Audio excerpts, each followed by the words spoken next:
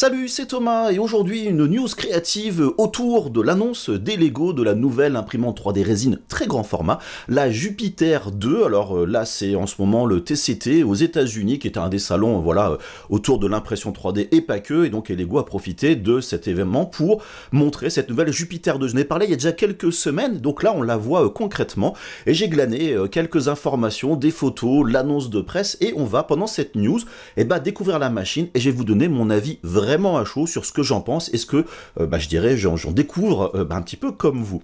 Alors n'oubliez pas, ces news créatives, voilà, c'est des petites vidéos rapides que je fais pour vous parler d'un élément d'actualité autour du monde créatif, logiciel, matériel, etc.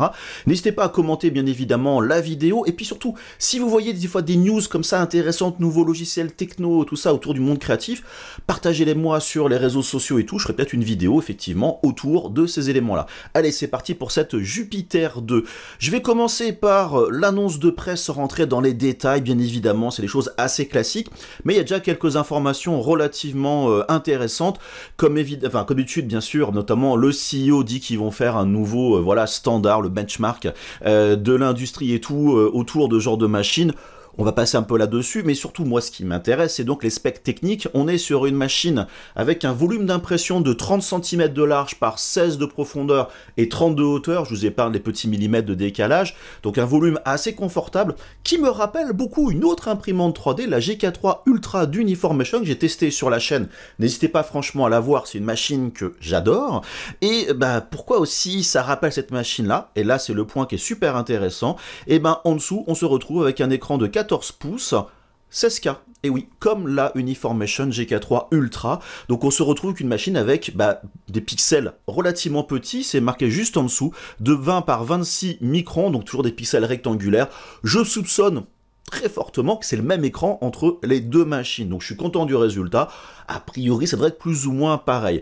Bien évidemment, il y a d'autres fonctionnalités, on verra ça un peu au fur et à mesure, système d'éclairage, leveling multipoint, etc. Bref, la machine est tout du moins annoncé extraordinaire, notamment avec la maintenance et tout, donc voilà. Donc ça, c'est vraiment dans les grandes lignes. Maintenant, je reviens donc sur les specs officiel annoncé par Lego.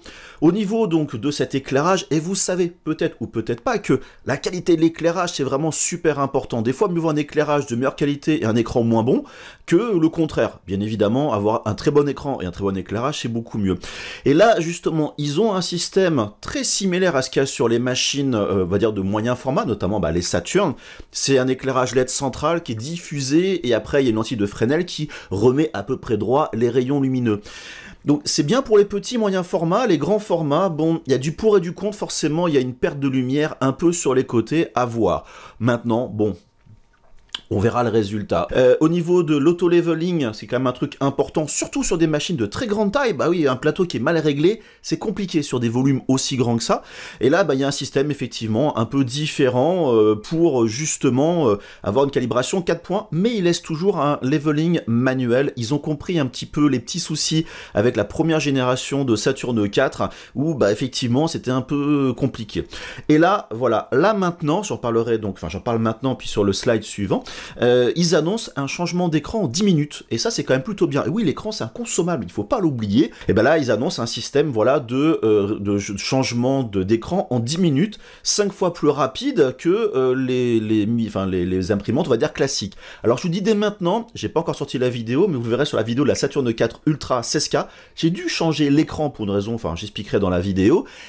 J'ai pas mis 50 minutes à changer l'écran, j'ai dû démonter entièrement la machine, donc si le système est vraiment rapide, ça c'est top. Au niveau donc des autres specs, toujours dans la lignée, ils ont introduit un nouveau système de changement du film au fond de votre bac. Ça par contre, vous devez normalement le changer beaucoup plus régulièrement que un écran qui se change soi-disant en 10 secondes. Donc je pense qu'il y a une petite inspiration du système Hupat de Shistu System annoncé il n'y a pas si longtemps. En gros, c'est un film qu'on va coincer avec des poignées, c'est plutôt bien. J'ai des interrogations, on verra ça donc par la suite, mais c'est bien qu'ils proposent ce système-là. Maintenant, et le petit truc où là, je suis pas très fan, mais ça c'est pas que eux au niveau des Lego. Sur le principe c'est bien, ils proposent un système de remplissage de résine automatique, mais aussi pour vider votre résine une fois l'impression ou changement de résine qui peut être fait. Donc système de pompe et tout. Je suis pas très fan parce qu'en général ça marche pas forcément très bien, ça peut être lent. Donc À voir, on verra par la suite. Sinon, ils ont rajouté, enfin, ce qui est déjà présent dans la série des Saturn 4 Ultra, un bac chauffant. Ça, c'est quand même bien, notamment pour les résines techniques, où les gens qui ont leur machine dans des endroits pas très chauds. Et après, bien sûr, il y a le monitoring avec la caméra, les feltprint, tout ce qui va à côté. Bref, les choses assez standards maintenant, notamment chez Lego. Et les petits extras, bon, ils parlent des petits coins caoutchouteux pour éviter, enfin, pour la porte, la double porte, je vais revenir par la suite, la fenêtre aussi. Le petit, ici en bas, le petit plateau que vous mettez devant votre bac pour enlever vos impressions, éviter les gouttes. Ça, c'est quand même plutôt bien, mais je vais revenir donc par la suite aussi. Le système pour décrocher le plateau, je vais revenir, etc. Bref, différents trucs à droite et à gauche. Donc, dans l'ensemble, des specs qui sont assez alléchantes au niveau de la machine. Et là, donc, je passe maintenant aux photos. Donc, photos que j'ai récupérées sur l'article de 3DP, mais aussi sur Reddit. Donc, voilà, j'ai pris un petit coup de Google, faut trouver les mêmes directement. Alors, la machine que l'on voit ici, format, alors, le look, j'ai envie de vous dire, bon, je suis pas très fan du look, ça fait vraiment armoire, mais après, je m'en fiche du moment que la machine, elle est efficace, qu'elle est pratique, qu'elle imprime bien, c'est tout ce que je lui demande, voilà. Mais vous voyez qu'il y a un système d'ouverture, visuellement plutôt 1 tiers, 1 quart, 2 tiers, donc 3 quarts. Pour ouvrir cette machine-là, on verra ça par la suite, le connecteur USB qui se trouve sur le côté, plutôt à l'avant. Je vois pas de bouton power, donc j'imagine qu'il est à l'arrière, et vu la taille de la machine, je suis pas très fan, à moins qu'il soit de l'autre côté, voilà. Donc bon, standard classique, et la machine, cette fois-ci, une autre photo où là, elle est donc ouverte, et surtout, on la voit à côté d'une Saturn 4 Ultra, donc pour donner un petit peu une notion de taille. Alors attention, elle fait très haute parce qu'elle est surélevée par rapport à l'autre, mais c'est quand même une machine forcément qui est plus grande. On se rend compte, si on regarde déjà de l'extérieur vers l'intérieur, que les grandes portes ouvertes, elles font quand même plutôt très massives et très épaisses. Et moi, je vois vraiment une vraie problématique. Ces portes, on va les ouvrir sur les côtés et ça va, a priori, doubler, voire même plus que ça, l'espace que prend la machine en elle-même. Contrairement à la Saturn 4 où on a le capot pivotant qui va sur le dessus, là ça va prendre énormément de place sur le côté. Alors ça va être pratique pour récupérer vos impressions, la maintenance et tout, mais il faut vraiment de la place, donc si c'est plusieurs machines les unes à côté des autres, il faudra laisser beaucoup de place entre les deux, et ça c'est un petit peu dommage. Vu que en plus ces machines-là, quand vous allez les mettre dans votre atelier, vous n'allez pas vous amuser à stacker, superposer les machines les unes par rapport aux autres, parce que pas ce genre de machine. Donc un capot pivotant aurait peut-être été mieux. Ça, c'est mon interprétation, bien évidemment. Et si on regarde maintenant le reste à l'intérieur, on a cette espèce de plateau massif sur le dessus, où je me demande comment le système d'accroche, peut-être une petite poignée qu'on tire, qu'on appuie ici, là je me demande vraiment ce que c'est. Au niveau du bac, des grosses poignées vraiment massives, ouais, des bacs comme ça, franchement, pour en avoir donc plusieurs, vous savez que j'aime bien les grosses machines, j'en ai plusieurs, des grandes imprimantes 3D résine, on prend toujours ça à deux mains, on va pas s'amuser à prendre à une main, mais j'ai l'impression, de par son volume, que le plateau peut être lourd, donc c'est quand même du poids en plus. Donc quand vous n'êtes pas très musclé, la machine est haute, à bout de bras, bon, à voir. Et surtout, par contre, ce que je trouve très bien, c'est qu'ils sont revenus à un système de plateau entièrement fermé, qui a l'air hermétique. Donc contrairement, on voit ici au plateau de la Saturn 4 sur le côté, où il faut nettoyer l'intérieur. Alors moi, c'est pas un vrai problème, pourtant j'ai des grandes mains, mais bon, pas maintenant, c'est forcément très pratique. Donc c'est quand même un truc qui est plutôt bien, et surtout, j'ai l'impression qu'il y a un petit rebord, un peu comme la GK3 Ultra, justement, qui remonte très légèrement, je suis pas sûr, c'est difficile de voir sur la photo, mais qui va éviter justement les coulées de résine qui tombent en dehors, justement, de la zone sale du plateau. Ça, c'est quand même plutôt bien. Si on regarde au niveau du reste, bon, on voit les rails linéaires, etc. Et surtout, ce que je vois ici, c'est que le système, je pense, parce qu'on le voit sur une photo par la suite, de remplissage et vidage de résine se bascule, donc pratique pour enlever le bac. Au niveau du bac, on voit aussi sur les côtés les deux vis classiques pour accrocher, serrer le bac. J'aurais préféré qu'on commence à ce qu'on voit sur d'autres machines, des systèmes plutôt à poignée ou à petit loquet pour verrouiller rapidement. Voilà, ça c'est un petit peu dommage. Et on voit sur l'avant ce système de serrage au niveau du film. On y viendra donc par la suite. J'ai une photo où on voit ça un petit peu mieux. Où là, c'est bien ce genre de système. Moi, l'interrogation que j'ai, c'est c'est vraiment accroché au bac, ça dépasse pas mal. Et vous savez peut-être, si vous avez déjà une imprimante résine, des fois, lorsqu'on enlève les impressions et tout, il y a un peu de résine qui va couler. Donc c'est pour ça qu'ils proposent notamment ce plateau. Mais ce plateau, je sais pas s'il couvre le dessus du bac ici. Moi, j'ai peur qu'il se mette vraiment devant. Oui, mais qu'est-ce qui se passe quand vous avez de la résine qui coule entre, justement, à ce niveau-là? Pour le nettoyage, c'est-à-dire qu'il faut quoi? Il faut desserrer le film pour nettoyer. Voilà, là j'ai une interrogation. Je n'ai aucune idée, mais j'ai un petit doute là-dessus.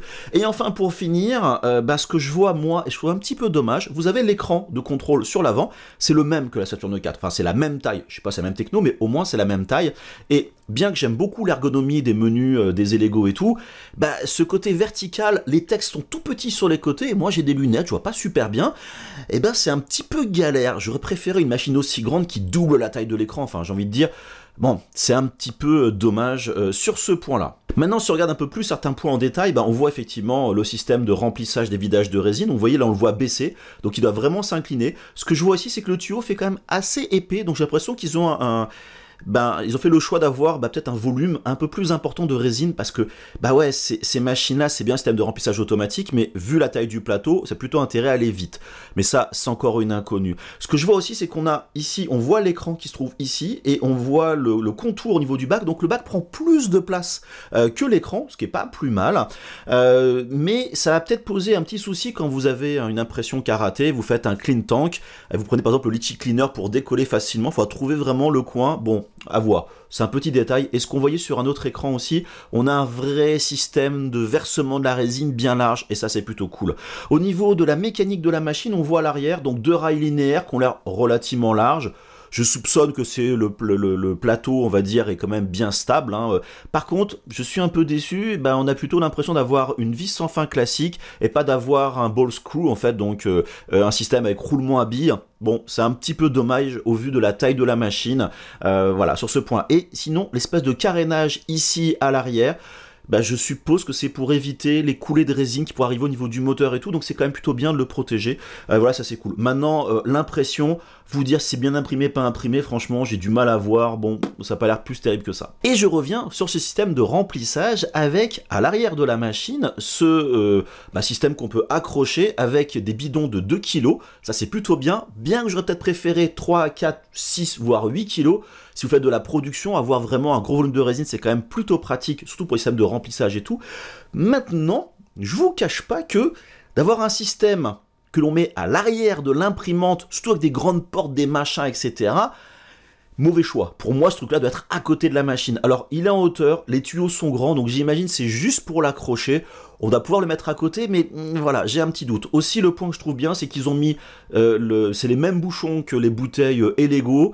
Maintenant, voilà, est-ce qu'on pourra l'adapter facilement à d'autres bouteilles de résine? Bon, à voir. C'est toujours un petit peu le truc des systèmes un peu propriétaires. Et d'ailleurs, si on regarde un petit peu en gros plan, moi, mettre une bouteille sur des petits rails comme ça en hauteur, j'ai très peur. On la voit, la dame qui est accrochée avant. Si on regarde juste ici, elle est un peu à bout de bras et tout pour accrocher. Il faut pas se planter, pas bing que ça tombe. C'est un petit peu ma petite surprise. Et donc, je voulais vous dire, cette photo-là, moi, l'intérêt, c'est qu'on voit ici le petit capot qui est fermé, probablement pour accrocher une extraction d'air vers l'extérieur. Donc, c'est bien qu'il est mis surtout sur une machine de ce format-là, vu les volumes de résine que l'on va brasser. J'ai pas vu de filtre à charbon, de machin, etc. Mieux vaut des vrais systèmes que ces petits accessoires qui sont un petit peu gadgets. Et donc la dernière image que j'ai, voilà, donc Coco de Elego montre voilà ce changement donc de film. Alors là j'ai quand même quelques petites interrogations parce que bon, je vous dis, ce système là, j'aime bien le principe vraiment de changer rapidement, mais je connais pas le système Upat de Shitou System, bien évidemment, c'est pas un truc que j'ai testé, mais voilà, je me demande si c'est des petites vis pour tenir le fait, vraiment l'ancien système, et qui propose un système finalement où on n'achète que le cadre et on peut le visser directement, ou c'est des petits repères pour mettre le film, comme le système Upat, pour l'accrocher. Donc voilà, là je ne sais pas trop, faut attendre d'en voir un petit peu plus dessus. Maintenant, le truc qui me pose souci un peu sur ces films-là, c'est que c'est comment on va mettre un film classique qui n'est pas proposé par Elego sur ce genre de film. Là, si par exemple on imagine c'est un film de type NFEP ou PFA, c'est bien, mais moi je mets, je sais pas, un ACF sur ma machine. Et le problème c'est que est-ce que je vais pouvoir le mettre sur le même système? Donc c'est des petites interrogations sur ce procédé là, mais bon, ça j'ai envie de vous dire, on verra ça au fur et à mesure. Et pour conclure donc très rapidement sur cette machine, je ne sais pas si je la testerai, il y a peut-être des chances. Alors c'est des grandes machines, ça prend de la place, j'avoue j'ai des problèmes de place pour notamment ces grandes machines. Les specs ont l'air vraiment intéressants. Voilà, ça va répondre je pense à un usage de plus en plus professionnel, les gens qui font beaucoup de production, surtout les designers qui ont besoin, je dirais, de grands volumes à des prix abordables. Mais justement, l'inconnu, c'est le prix au niveau de la machine. Est-ce qu'elle va être dans la même lignée que la Jupiter, SE ou la première génération? J'imagine un petit peu plus cher, vu qu'il y a quand même plus de technologie et l'écran coûte forcément plus cher. C'est un choix qu'ils ont fait. Maintenant, Lego a une politique assez agressive par rapport au prix. On l'a vu avec la Century Carbone, qui est vraiment très très agressive au niveau du prix. À voir. Donc bien évidemment, si j'ai plus d'informations sur cette machine-là, j'en reparlerai alors plutôt dans la review, si j'en fais une à ce moment-là. N'hésitez pas à me poser vos questions en commentaire, vos avis sur ce genre de machine, ça vous intéresse et tout. Et puis donnez-moi votre avis aussi sur ces news, ça vous intéresse? Est-ce que je suis trop bavard, j'ai peut-être plus à l'essentiel, ou mon avis autour des différents points est important pour vous? Allez, en tout cas, comme d'habitude, n'oubliez pas, le plus important, c'est d'être créatif. Des bisous, bye bye.